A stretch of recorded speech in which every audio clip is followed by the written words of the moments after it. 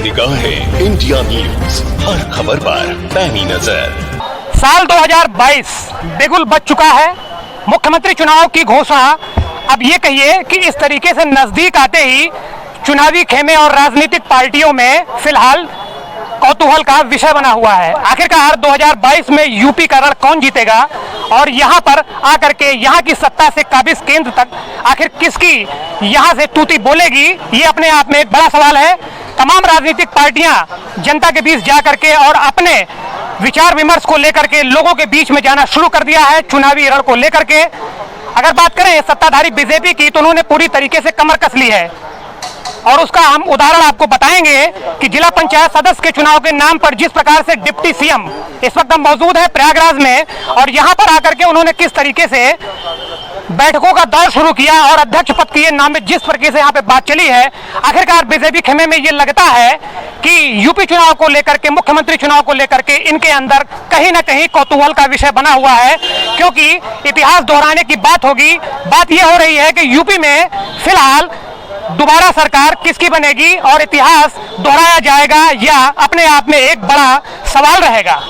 लेकिन इस वक्त हम मौजूद हैं प्रयागराज में और प्रयागराज में जानेंगे आखिरकार जनता की राय कि 2022 में किस तरीके से यहां पर मुख्यमंत्री चुनाव को लेकर के आगामी जनता का क्या कहना है और जनता जनार्दन होती है। जनता किस तरीके से चुनेगी अपना मुख्यमंत्री, ये तो जनता ही हमें बताएगी। तो हम सीधे बात करेंगे, हमारे साथ मौजूद हैं यहाँ पर रिंकू भैया और इनकी जुबानी सुनेंगे संयुक्त सचिव प्रशासन कि आखिरकार उनका क्या कहना है, किस तरीके से यहाँ पर क्या सरगर्मियां चल रही हैं, ये हम उनसे जानने का प्रयास करेंगे। जी स्वागत है आपका निगाहें इंडिया न्यूज पर। धन्यवाद आपका। ये बताइए कि 2022 चुनाव नजदीक आ गया जी, मुख्यमंत्री चुनाव, क्या लगता है आपको किसकी सरकार बनेगी? मुझे तो यही लगता है कि भाजपा की सरकार नहीं बनेगी, बाकी किसी और की सरकार बन सकती है और जो समाजवादी पार्टी हमको इसमें सक्षम लगती है जो भाजपा को हरा देगी।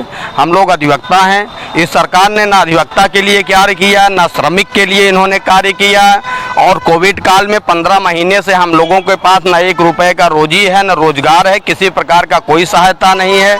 आर्थिक रूप से हर व्यक्ति टूट चुका है। अब आप जाति धर्म के बहाना चाहे जो बताएं, हिंदू मुसलमान बताएं, भारत पाकिस्तान का झांसा हमको दें, लेकिन जब तक पेट में रोटी नहीं रहेगी तब तक ना हम पूजा पाठ कर पाएंगे, ना धर्म की बात करेंगे, ना कर्म की बात करेंगे। और कोरोना से जो व्यक्ति बीमार हो जा रहा है, प्राइवेट हॉस्पिटल 2 लाख रुपए जिसके पास नहीं है उसका इलाज नहीं हो रहा है और सरकारी में जो जा रहे हैं उसका हालत तो आप देख ही रहे हैं। जो गए बेचारे वो गंगा के किनारे या शमशान घाट पे ये गए थे। और सरकार तो अपना डंका पीट रही है। वकील साहब, उसने तो ये कहा कि हमने बहुत समुचित व्यवस्था किया, ऑक्सीजन की कमी नहीं होने दी, बहुत सारी चीजें हुई कोरोना काल में, हमसे बेहतर तो किसी ने काम किया ही नहीं। देखिए इनका वही हाल है कि जब आदमी के द्वार पे जब बारात आ जाती तब व्यवस्था करने लगते थे।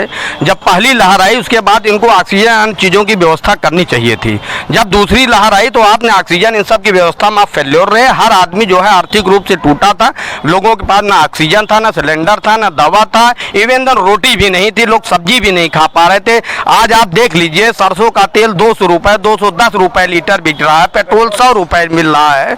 आम आदमी क्या कर सकता है बताइए? किसान का वही हाल, आप पीएम किसान निधि दे रहे हैं 6000 रुपए में, क्या होता है?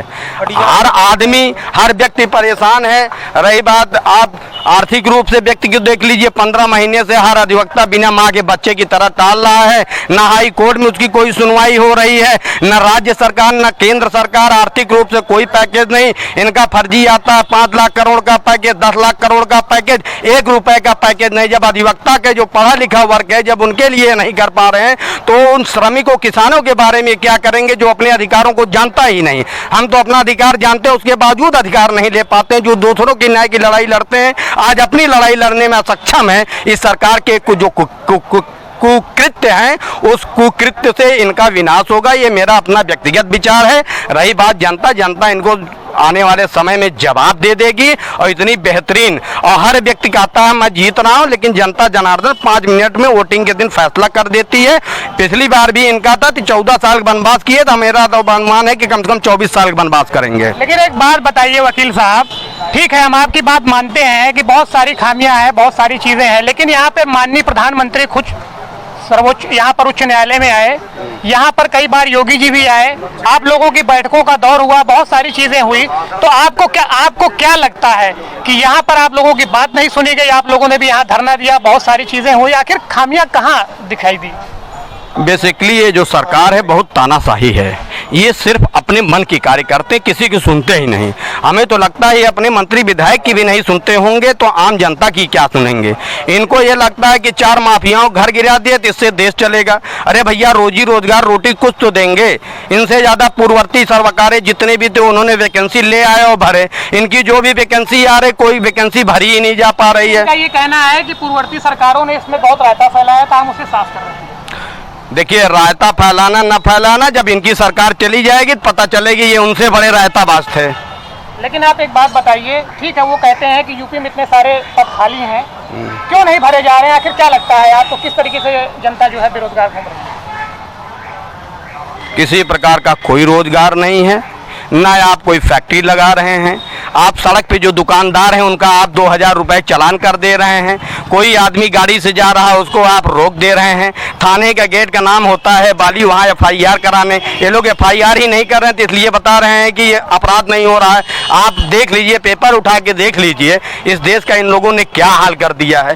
पहले नोटबंदी किए, आर्थिक रूप से आदमी टूट गया। अभी कोविड का एक बहाना लेकर के ना किसी को विरोध करने दे रहे हैं, ना प्रदर्शन करने दे रहे हैं। जो इनकी तानाशाही है वो तानाशाही आने वाले समय में बजरंगबली अपने गदा से दूर कर देंगे। अच्छा, बजरंगबली अपने गधे से दूर कर देंगे। लेकिन एक चीज़ बताइए कि महामारी का दौर था, पूरा विश्व परेशान था, इवन आपके ये सब लोग परेशान थे। भाई महामारी के दौर में सरकार ने ये कहा कि भाई हमने तो अपना प्रयास किया। देखिए, जब आप संवैधानिक पद में हैं तो आपसे अपेक्षाएं ज़्यादा होती हैं। आपके कह देने मात्र से सबका कार्य आपने नहीं किया। जब पहली बार महामारी आई, आपको पूरी तैयारी करना चाहिए। आप कहते हैं आत्मनिर्भर भारत बनेंगे, बहुत बड़ा भारत बनेंगे। दुनिया का कोई देश नहीं, पाकिस्तान जैसा भिखारी देश भी भारत को कह रहा है कि हम आपको गैस सिलेंडर देंगे, ऑक्सीजन कंटेनर देंगे। आप 100 देशों से भीख मांग करके जो है इस देश को बचाने चले हैं। आपने अपना व्यक्तिगत प्रयास क्या किया? जो है ऑक्सीजन सिलेंडर, ऑक्सीजन प्लांट की बात है। जब महामारी थी तब ऑक्सीजन है, महामारी समाप्त हो गई है, अब बता रहे तीसरा आएगा, अब उसमें भी इनका कोई खेला होगा। अच्छा, एक बात ये बताइए, ये कहते हैं कि पहली लहर, दूसरी लहर, अब तीसरी लहर। जरा सा हम आपसे समझना चाहेंगे कि अभी बीच में जैसे कि शांत हो गया है, ठीक है वायरस की बात चलती है, इस पर आप क्या कहेंगे तीसरी लहर जो आने वाली है?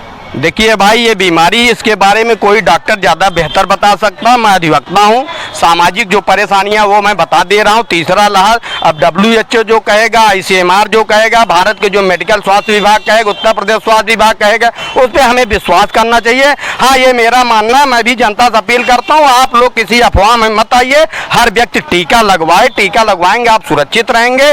रही बात दूसरी तीसरी, ये चौथा या पाँचवा बतावें, ये अपनी राजनीतिक रोटी सेके। किसी के लिए न है, न रोजगार है, न स्वास्थ्य, कहीं कोई व्यवस्था नहीं, एकदम भ्रष्ट तंत्र हो गया है। अच्छा, बात हो रही है यहाँ पर कि साल 2022 मुख्यमंत्री चुनाव की, मायावती ने ये कह दिया है कि वो अपनी अलग पार्टी बना करके चुनाव लड़ेंगे और तमाम पार्टियां भी इस रण में उतरेंगी। इस पर आपका क्या कहना है? हम लोगों को यही कहना है, जो भैया भाजपा मुक्त उत्तर प्रदेश बनाएगा उसी को हम लोग वोट देंगे।